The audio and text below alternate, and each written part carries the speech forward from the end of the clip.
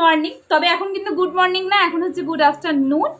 12টা বেজে গেছে অনেকক্ষণ আগে, এখন 1টা বাজে। আর তোমরা সবাই কেমন আছো? আশা করছি তোমরা সবাই খুব ভালো আছো, আর আমরাও খুব ভালো আছি। কিশমিশও খুব ভালো আছে। কিশমিশ এখন ঘুমোচ্ছে, তো তার জন্য এরকম করে বসলাম। আর একে নিয়ে আসছি তার একটা কারণ আছে। আজকের ভিডিওর টপিকটাই হচ্ছে যেটার ওপর, সেটাতে আমাকে একে লাগবে। কিশমিশকে লাগতো, কিন্তু যেহেতু ও ঘুমোচ্ছে তার জন্য ওকে তো আনতে পারলাম না, তো একেই নিয়ে আসলাম। আর হ্যাঁ, কিশমিশ একটু পরে উঠে যাবে। ওর ঘুম খুব একটা গাঢ় না, ও একটু পরপরই উঠে যায়, তো একটু পরেই ও উঠে যাবে। তো তখন ওকে নিয়ে আসতে পারবো, কিন্তু ও নিয়ে আসলে না কান্নাকাটি করবে।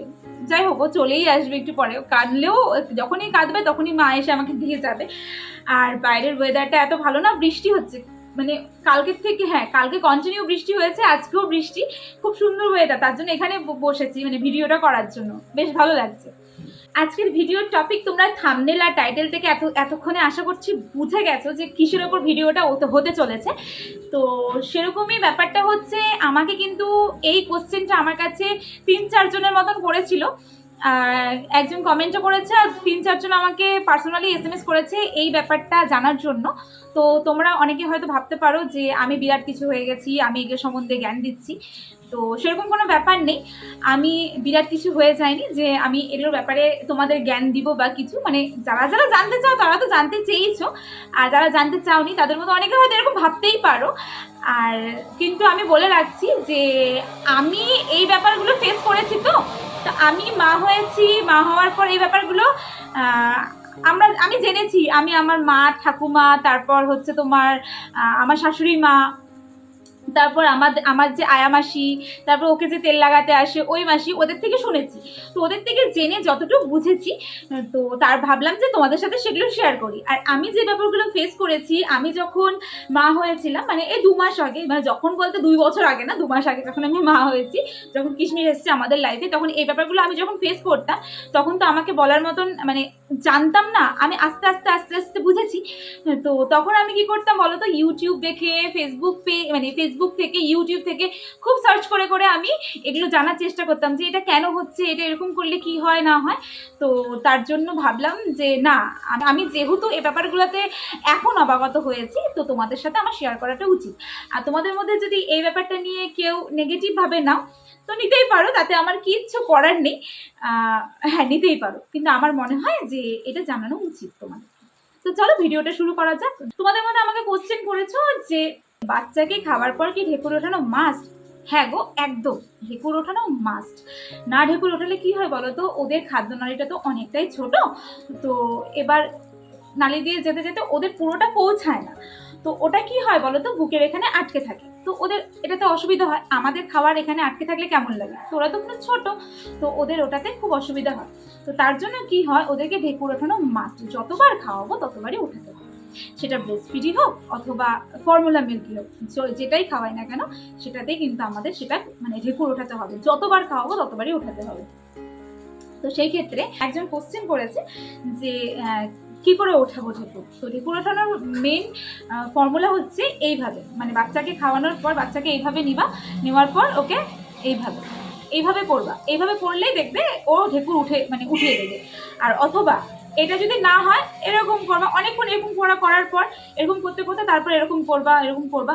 যতক্ষণ না ওঠায় ততক্ষণ পর্যন্ত কিন্তু করতেই লাগবে। 20 মিনিট, 25 মিনিট, 30 মিনিট, যতক্ষণ না ওঠায় ততক্ষণ পর্যন্ত করতেই লাগবে। দেখবা একটা না একটা টাইমে কিন্তু ঢেকুর ওঠাবেই, এটা হয়, ওঠাই।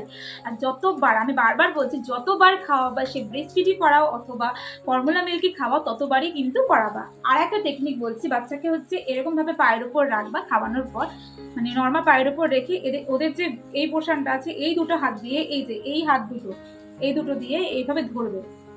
এইভাবে ধরে ওকে, বাচ্চাকে এইভাবে করে, মানে তোমার পায়ের মধ্যে বসিয়ে এরকম করে রেখে আস্তে আস্তে এরকম করবে, দেখবে অটোমেটিকলি ও ঢেকুর তুলে নেবে। আর তারপর এরকম করবে, এরকম করলেও ঢেকুর তোলে, আবার এরকম করলেও ঢেকুর তোলে। আবার খুব জোরে জোরে না কিন্তু, হ্যাঁ, জোরে জোরে করলে ওদের লাগবে, ওরা কান্নাকাটি করবে। এরকম করলেই তুলবে, অথবা এরকম এরকম এরকম এরকম করলে তুলে নেবে। আবার কিছু কিছু টাইমে আমাদের কিশমিশ যেমন এখন খাওয়ানোর কিছুক্ষণ পর দেখি একা একাও কিছু কিছু টাইমে তো নিজে নিজেই ঢেকুর তুলে নেয়। আবার কিছু কিছু টাইমে কিন্তু ওকে তোলাতে হয়, ওকে মানে এরকম করে করে তোলাতে হয়। আর বাচ্চারা ঘুমিয়ে যাবার পরও কিন্তু ঢেকুর তোলে, মানে ঘুমানোর পরও কিন্তু ওকে এরকম করতে হয় করতে হয় করতে হয় করতে হয়, অনেকক্ষণ করবে। বললাম তো মানে 20-25-30 মিনিট করতেই থাকবে। আর যদি না হয় তো এরকম করবে।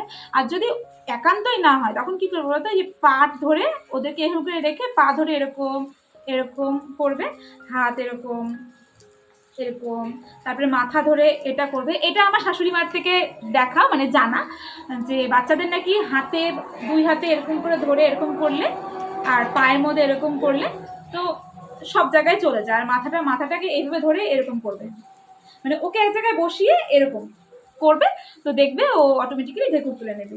আর যেটা বললাম, ওকে এরকম করার পর পা ধরে ঘুমিয়ে যাওয়ার পর এরকম ঝাঁকাবে, দেখবে দুধটা নিচে নেমে যাবে আর ও ঢেকুর তুলবে। এটা ছিল একটা প্রশ্ন যেটা তোমাদেরকে আমি বললাম। আশা করছি তোমরা ক্লিয়ার হয়ে গেছো এই এতটুকু, মানে এতটুকু। তো এবার সেকেন্ড হচ্ছে পটি। আমাকে এরকম আরো অনেকেই কোশ্চেন করেছো যে পটি নিয়ে, বাচ্চারা পটি কি মানে কম করলে কি ভয় আছে কি ভয় নেই।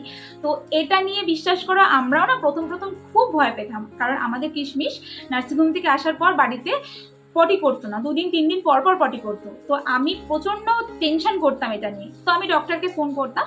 তো প্রথমবার যখন ডক্টরকে ফোন করেছিলাম, ডক্টর বলেছে যে 5 দিন পর্যন্ত কোনো ভয় নেই, 6 নম্বর দিন যদি না হয় তখন তোমরা নিয়ে আসবে ডাক্তারের কাছে।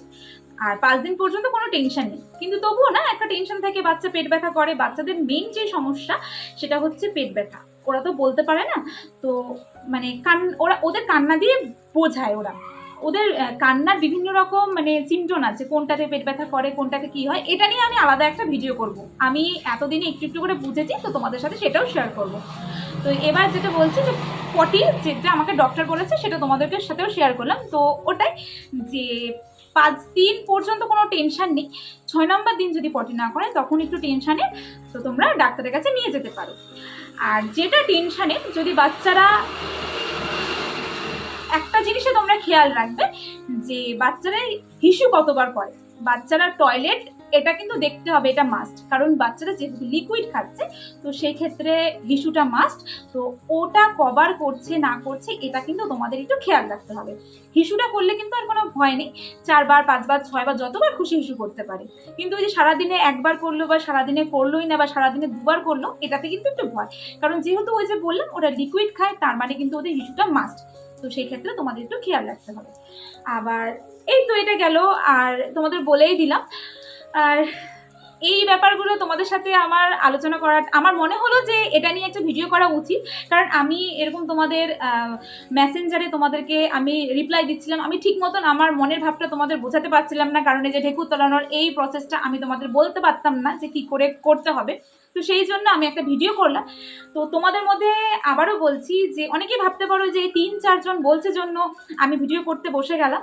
হ্যাঁ, আমি ভিডিও করতে বসে গেলাম, তার কারণটা হলো যে তারা জানে না বা তারা এই ব্যাপারটাতে অবগত নয়। হয়তো তারাও অনেক কিছু জানে যেটা আমি জানি না, সেই ক্ষেত্রে আমি তাদের থেকে শুনবো। তো তারা জানে না জন্যই তো আমার থেকে শুনতে চাইছে, তো তার জন্যই আমি তাদের সাথে এটা শেয়ার করলাম। তো তোমাদের মধ্যে এটা এরকম কিন্তু কেউ মনে করো না, আর যদি মনে করো তাহলে আমার তো এটাতে কিছু করার নেই। তো আর আমার ভিউয়ার্সরা আমার একজনও আমার কাছে বিরাট, ঠিক আছে, তারা আমার কাছে আমার ফ্যামিলির মতন, তারা আমার বন্ধু। একজনে যদি আমার কাছে এই প্রশ্নটা করে, তো আমি একজনের জন্য সেমভাবে ভিডিও করব। একজনে যদি আমাকে বলে যে দিদি এটার উপর ভিডিও করো, তো আমি এটার উপর ওই একজনের জন্য ভিডিও করব। তো এটাই। আর তোমাদের সাথে আমি সব কিছু শেয়ার করে দিলাম। আশা করছি তোমরা এই ব্যাপারটা ক্লিয়ার হয়েছে। তো আর যদি কিছু না বুঝতে পারো তোমরা আমাকে কমেন্ট করো, আমি কমেন্টে তোমাদের সব কিছু বুঝিয়ে দেবো, বুঝিয়ে বলবো। আর হ্যাঁ, যারা যারা সদ্য নতুন নতুন মা হয়েছে, আমারও এবার প্রথম বেবি, কিন্তু যেহেতু আমার 2 মাস আগে হয়েছে, আমি 2 মাসে অনেকটা জেনেছি। তোমাদের স্বাভাবিক অনেক কিছু কিউরিওসিটি থাকতেই পারে, আর তো আমি সেক্ষেত্রে তোমাদের সব কিছুই শেয়ার করবো। তো চলো আজকে ভিডিওটা আমি এখানেই শেষ করছি। কেমন লাগলো আমাকে জানিও, যদি ভালো লেগে থাকে তাহলে প্লিজ লাইক করে দিও। আর এই ভিডিওটা যদি তোমরা আমার পেজ থেকে দেখে থাকো তাহলে প্লিজ আমার পেজটাকে ফলো করে দিয়ে আমার পাশে থেকো। আর এটা যদি আমার ইউটিউব থেকে দেখে থাকো তাহলে প্লিজ আমার চ্যানেলটাকে সাবস্ক্রাইব করে দিয়ে আমার পাশে থেকো। তাহলে চলো আজকের মতন টাটা, দেখা হচ্ছে নেক্সট ব্লগে, বাই।